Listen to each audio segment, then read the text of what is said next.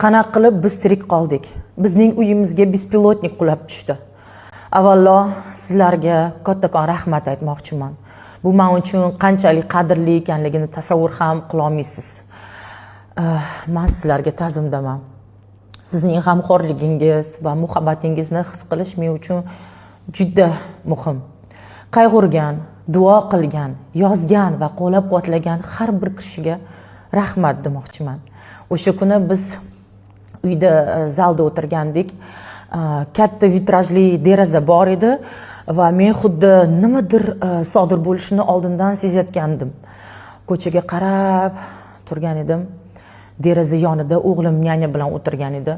Kutilmaganda ko'z oldimda bespilotnik bizning binoga qulab tushdi. Bu juda qo'rqinchli edi. Men, xo'jayinim, o'g'lim, qaynonam, nyanyam hammamiz vahmiga tushib tezda uydan chopdik.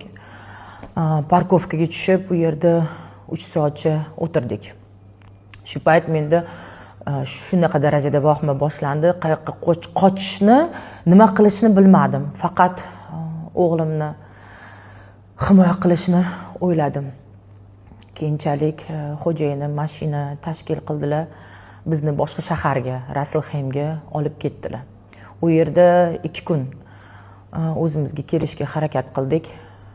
Namoz o'qidik, duo qildik, Allohdan so'radik. Alloh senga omonat dedim. Bir-birimizga dalda bo'ldik. Keyin uyga qaytib xavfsiz fursatni kutishda davom etdik. Hozir Allohga shukr, hammasi tinch. Bu lahza men uchun haqiqiy sinov bo'ldi va oddiy haqiqatni yana bir bor eslatdi. Pul hamma narsani hal qilmaydi. Hayotda eng muhimi xotirjamlik.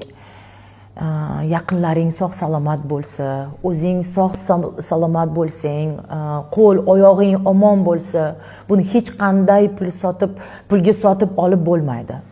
Yaqinlaringizni ehtiyot qiling do'stlar. Boshingiz uzra tinch osmoningiz bor. Bu narsani qadrlang, asrang. Bu eng katta boylik va uni hech qanday pulga sotib olib bo'lmaydi.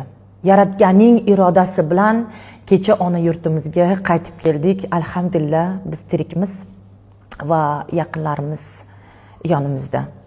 Biz O'zbekistondamiz. Kattakon hammaga rahmat. O'zingizni asrang. Eng asosiysi shu. Men sizlarni juda ham yaxshi ko'raman.